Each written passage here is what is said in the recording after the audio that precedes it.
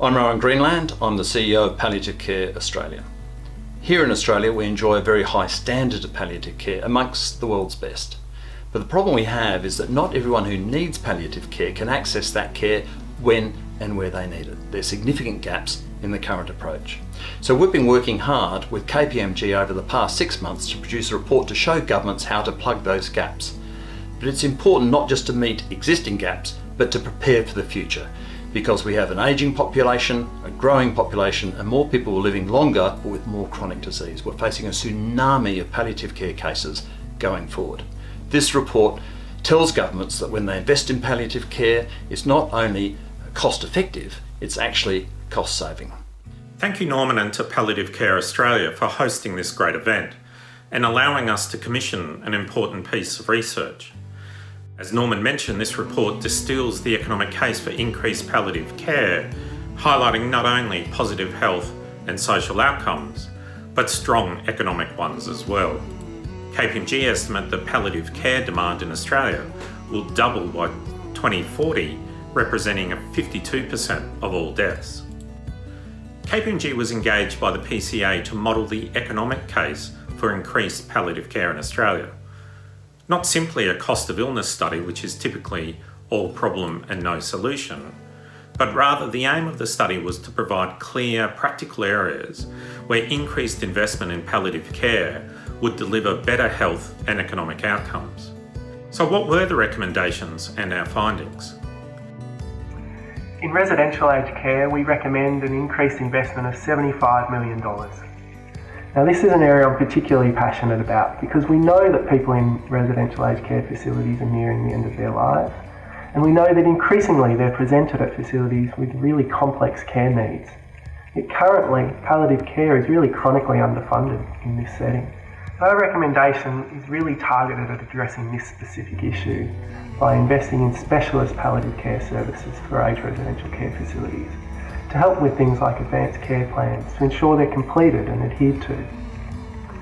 Now, the evidence base is really strong for this intervention and for this recommendation. Liz Forbay and her colleagues here in Australia have recently completed a randomised controlled trial across 12 sites, across 12 different aged care facilities. And what they found was increased investment in specialist palliative care services in aged care facilities led to a reduction of hospitalisations by on average of 12 days per month.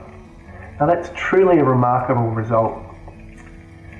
When we then go on and do the health economic modelling, what we find is a return on investment of over $4 for every $1 invested in these types of services.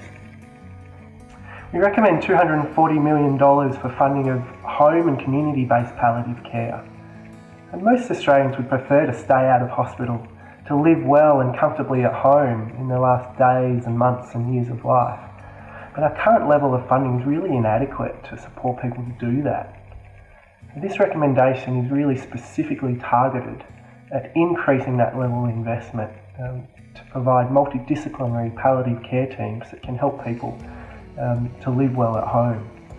Importantly, the evidence base is really strong here. So when we've looked at the evidence, looked at the literature, what we find is, yes, there's an upfront cost to these multidisciplinary teams, but it typically pays for itself in terms of reduced ED visits, reduced hospitalisations, and reduced really costly ICU stays. So delivering better care, better quality of life for people, but also delivering economic benefits, economic savings as well. Our final recommendation is for increased investment of $50 million for palliative care in hospitals. And it's for early and integrated palliative care in hospitals.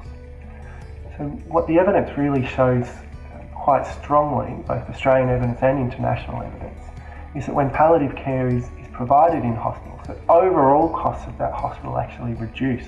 And importantly though, that the savings are greater, the savings from palliative care are greater, the earlier it's provided along a patient's journey. So rather than being a last stop, and the last thing that a patient comes to in their journey in the hospital, it really needs to be early on, as soon as a patient's coming into hospital and integrated into that hospital's model of care. When that happens, what we see is really significant reductions in the overall cost of hospitalisation. We've done the economic modelling, and what we see is that a $1 investment in early and integrated palliative care in hospitals can deliver up to $2 in terms of overall savings.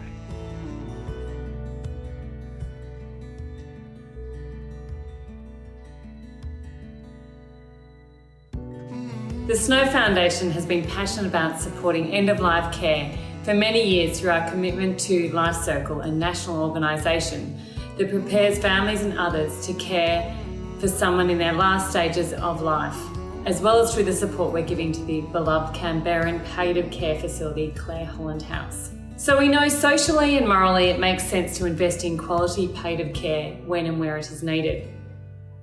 What this study does, and has proven, is clearly demonstrates the economic case to invest in significantly advanced changes that can and must be made to address current service gaps, yet reduce those avoidable costs, such as those associated with preventable hospitalisation and ICU admissions, and to meet the large and growing future demand. We at the Snow Foundation were honoured to be asked to support this credible report and to be part of a national conversation on end of life, which has clearly been a very big topic during this COVID-19 pandemic. Thank you. In terms of the further details, I strongly recommend that you go to the Palliative Care Australia website and download our paper and have a proper read of it.